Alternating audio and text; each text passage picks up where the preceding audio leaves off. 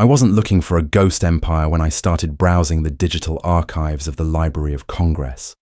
I was researching the evolution of geopolitical borders in Central Asia, trying to understand the great game between the British and Russian empires in the 19th century. But then I found the Encyclopaedia Britannica first edition from 1771.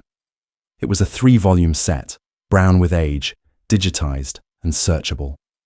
And under the entry for T, I found something that shouldn't have been there.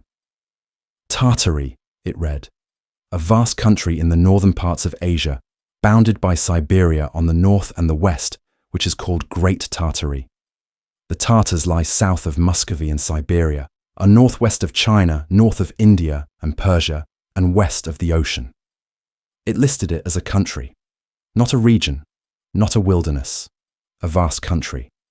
And it wasn't just a footnote, it was described as the largest country in the world. I stopped because the official history books I grew up with told me that in 1771, that region was part of the Russian Empire or ruled by the Qing dynasty of China.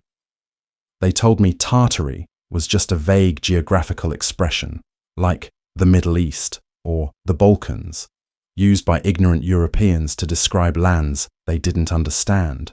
But the Encyclopaedia Britannica of 1771 didn't sound ignorant. It sounded precise.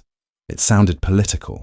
And when I cross-referenced it with the maps from the same era, the official narrative didn't just crack, it shattered. The map that changed everything for me was the Carte de Tartarie by Guillaume de Lille, the royal cartographer to the King of France. De Lille was not a fantasy artist. He was a scientist. He is known as the father of modern cartography because he prioritized astronomical observation over hearsay. And on his maps from the early 1700s, Tartaria is not empty. It is not Russian. It is a sovereign territory with defined borders, capital cities, and political divisions. He labels Muscovite Tartary, Chinese Tartary, and independent Tartary. But the most disturbing label is simply Grande Tartary, a massive unified state spanning from the Ural Mountains to the Pacific Ocean. If this was just a region, why does it have a capital city labeled Kambalu? Why does it have its own flag? I found a maritime chart from 1700 showing the flags of all maritime nations. There, right next to the flags of France, Spain, and the Netherlands, is the flag of the Emperor of Tartary, a yellow field with a black owl or griffin, sometimes a dragon. Regional geography doesn't have an emperor. Regional geography doesn't have a navy. Regional geography doesn't have a flag recognized by international treaties. The existence of the flag proves the existence of the state. And the disappearance of that flag from the charts after 1850 proves the erasure of that state. The deeper I looked, the more the Russian expansion narrative began to look like a cover story for a massive continental war that has been deleted from history. We are told that Russia peacefully absorbed Siberia and Central Asia over the course of the 17th and 18th centuries. We are told it was a slow colonization of primitive tribes. But the maps tell a story of conflict and resistance. Look at the Great Wall of China on the maps from the 1600s. It is drawn with precision. But here is the anomaly. On many of these maps, the wall is not the northern border of China. It is the southern border of Tartaria. And when you look at the physical wall today, the crenellations, the battlements designed to protect archers, are famously facing north, toward the barbarians. But there are sections, older sections, often ignored by tourists, where the fortifications face south, toward China, who builds a wall to protect themselves from the south if they are the northern barbarians. Unless they weren't barbarians. Unless they were a civilization that needed to contain the Chinese dynasties. The maps label the land north of the wall as Cathay or Kin Tartary. Marco Polo wrote of Cathay as a land of immense wealth and advanced technology. Historians tell us Cathay was just China, but the maps show Cathay and China as separate entities. Cathay is in Tartaria. China is to the south. We have conflated two civilizations into one to hide the loser of a war. The Pugachev Rebellion of 1773 is the thread that unravels the sweater. Official history tells us that Yemelyan Pugachev was a Cossack peasant who led a revolt against Catherine the Great of Russia, a domestic uprising, a civil war. But look at the maps from 1773. The rebellion happened exactly on the border between Muscovy, Russia, and Grande Tartarie, and the rebels had cannons. They had a structured army. They minted their own coins. They had a logistical chain that a peasant revolt could never sustain. What if Pugachev wasn't a rebel? What if he was a Tartarian general? What if the rebellion was actually a war between the encroaching Russian Empire and the defending Tartarian Empire? It would explain why the Russian response was so brutal. It would explain why, after the war, Catherine the Great renamed the Ural River. It used to be called the Yaik. She changed it to Ural to erase the memory of the conflict. You don't rename rivers to forget a peasant. You rename rivers to erase a nation. The maps after 1775 show a shift. The border of Muscovy moves east. Grande Tartarie shrinks. It becomes independent Tartary. The empire was losing. The maps are the war correspondence of a conflict we aren't allowed to know happened. Then there is the issue of the names. I started cataloguing the cities listed on 17th century maps of Siberia. Dozens of major urban centers along the Ob, the Lena, and the Yenisei rivers. Names like Grustina, Serponov, Kambaluk. These aren't Russian names. They aren't Mongol names. They are Tartarian names. And today, they are gone. Not renamed. Gone.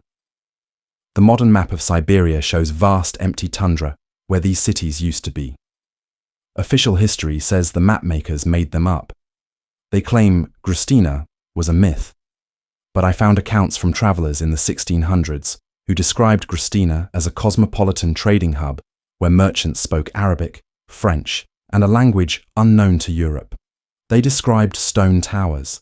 They described underground networks. How does a city described by eyewitnesses simply vanish, unless it was destroyed? Unless the scorched earth policy of the 19th century wasn't just a metaphor? The maps show a density of civilization in the Arctic Circle that defies our current climate models. They show cities at latitudes that are now uninhabitable. This links back to the climate shift theory. If Tartaria was a warm, temperate civilization, and the climate suddenly cooled, the mud flood or a related cataclysm, the cities would have been abandoned. The ice took over, and the Russians simply claimed the frozen graveyard. The maps preserve the memory of a warm Siberia, a Siberia that was the heart of the world, not its freezer. I found a declassified CIA document from 1998 that explicitly mentions the rewriting of history regarding Tartaria. It discusses how the Soviet Union, in an effort to promote Russian nationalism, systematically destroyed local histories that referenced a separate Tartarian identity. They altered the textbooks. They destroyed the genealogies. They claimed that the Tartars were just a collection of nomadic tribes, not citizens of a state. The document admits that this was a falsification of history. If the CIA knew this in 1998, why is it still not in our textbooks? Why are we still teaching the Mongol horde narrative? Because the Mongol narrative serves the purpose of making the East seem chaotic and barbaric. A Tartarian Empire narrative would suggest stability, order, and rivalry with the West. It would suggest that the Enlightenment didn't just happen in Europe. It happened in Asia too, and we destroyed it. The maps show universities in Samarkand and Bukhara that predate Oxford. They show observatories. They show a grid of civilization that implies a high culture. We erased it to maintain the myth of European supremacy. The King of Rome map from 1811 is a fascinating anomaly.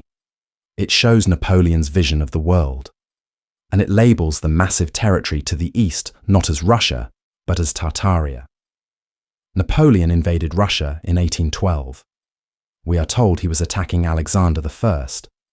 But what if the alliance between France and Russia was actually an alliance against Tartaria?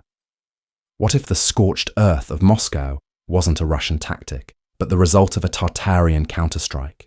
Or what if Moscow was a Tartarian city that the Russians had only recently occupied, and the fire was the final act of the Tartarian retreat? The architecture of old Moscow, the onion domes, the red brick, looks suspiciously Tartarian. The Kremlin looks like the forbidden cities of the East. Napoleon famously said, "Scratch a Russian and you find a Tartar." Maybe he wasn't speaking metaphorically. Maybe he was acknowledging the true geopolitical reality of the era. The maps of the Napoleonic Wars are confusing.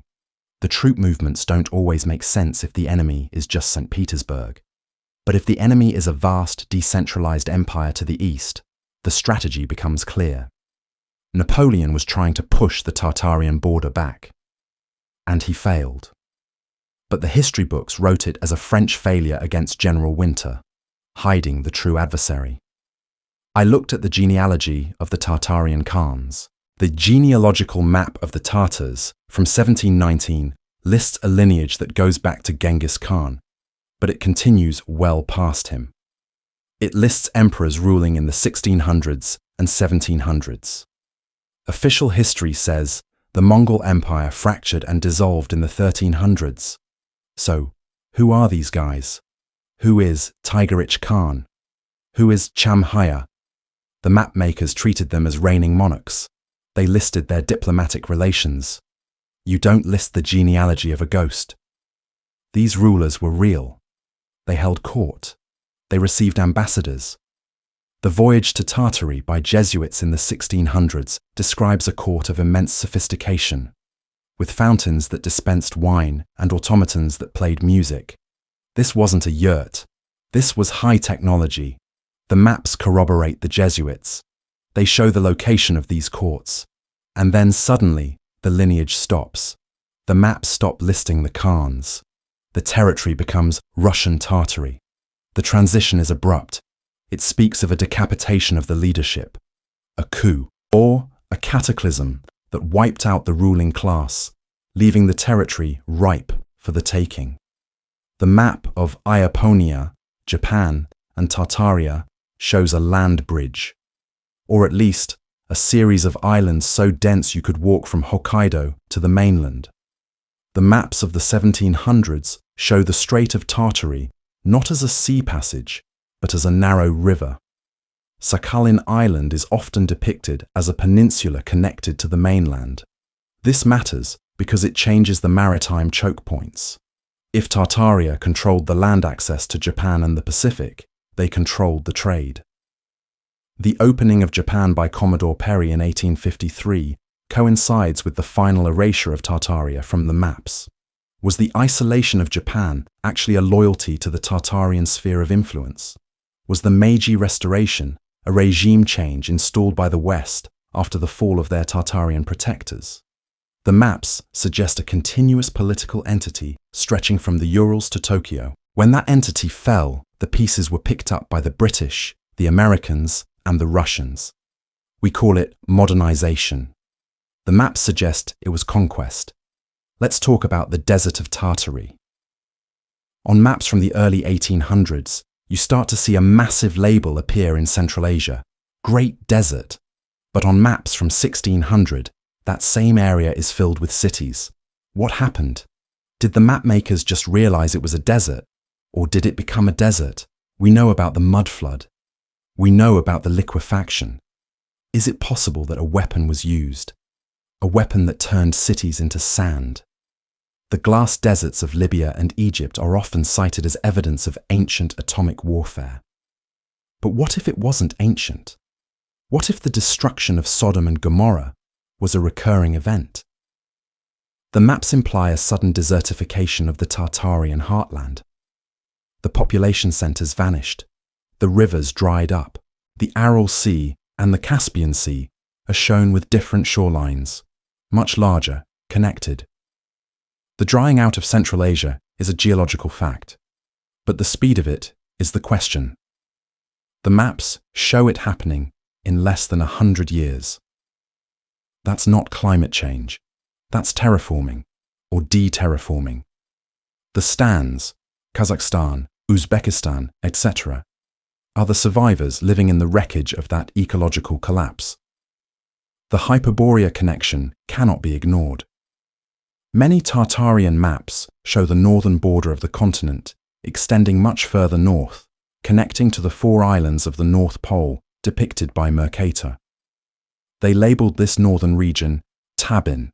It was described as a land of magic and resources. Pliny the Elder wrote about it. The map makers drew it. And then it vanished. The ice took it. The maps of the late 1800s show the ice line creeping down. The fabulous lands of the north were erased, labelled inaccessible. This suggests that Tartaria's power base might have been partly in the north, in a region that is now frozen.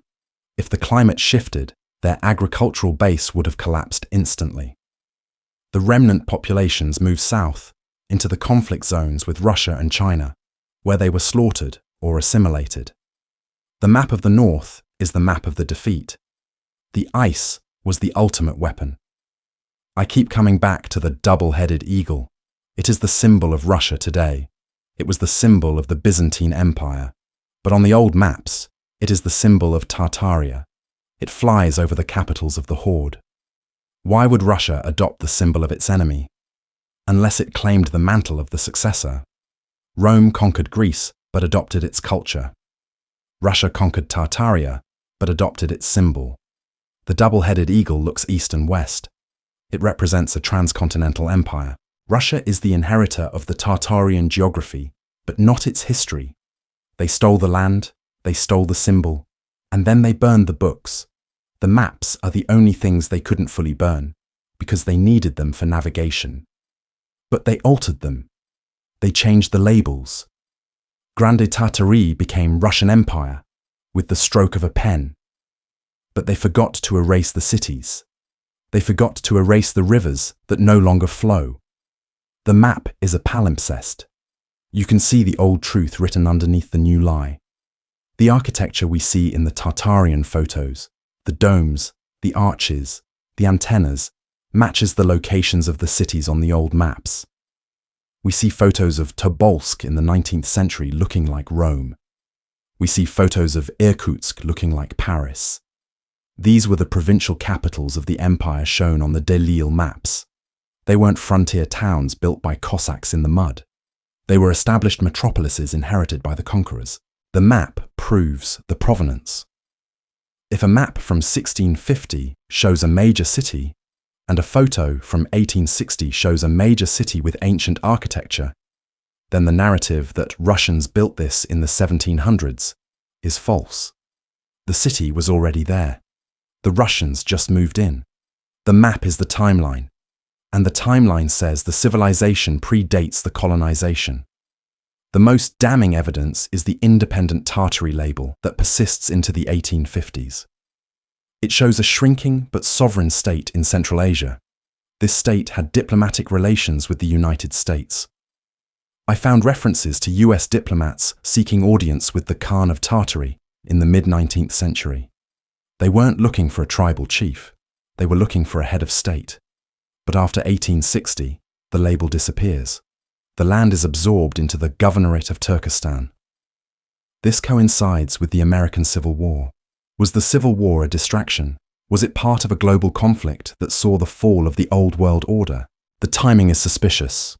The maps show a global reorganization of power between 1850 and 1870. Tartaria vanishes. The Papal States vanish. The Mughal Empire vanishes. The American Republic becomes a corporation. It was a global coup. And the maps document the crime scene. What haunts me the most is the Valley of the Tartars, depicted in North America. On maps from the 1700s, the region west of the Mississippi is often labelled Quivira or Teguayo, but sometimes specifically Tartarian. The native tribes of the West often have oral histories of giants and white men who lived in stone cities. The maps validate these myths. They show a connection between Asia and America that predates Columbus. The Bering Strait was a bridge. The culture was continuous. The suppression of Tartaria isn't just about hiding a lost Asian empire. It's about hiding the true history of America. It's about hiding the fact that the New World was actually the Old World of the East. The maps show the trade routes. They show the unity. To erase Tartaria was to sever the connection between the hemispheres, to make us believe we were isolated until the Europeans arrived. It is a psychological operation of the highest order. We are left with the fragments. A map here, an encyclopedia entry there, a flag in a maritime chart. But when you piece them together, they form a picture that is impossible to deny. A global, high-tech, sovereign civilization existed. It was mapped, it was recognized, and then it was murdered. The maps are the death certificates, and looking at them now, realizing what was lost, is a form of grief. But it is also a form of power, because once you know the map was changed, you can stop following the new directions. You can start looking for the old roads. You can start realizing that the world is bigger, older, and more mysterious than the blank spaces they left for us. Tartaria is not a myth. It is the ground we walk on, and the maps are the proof. The ink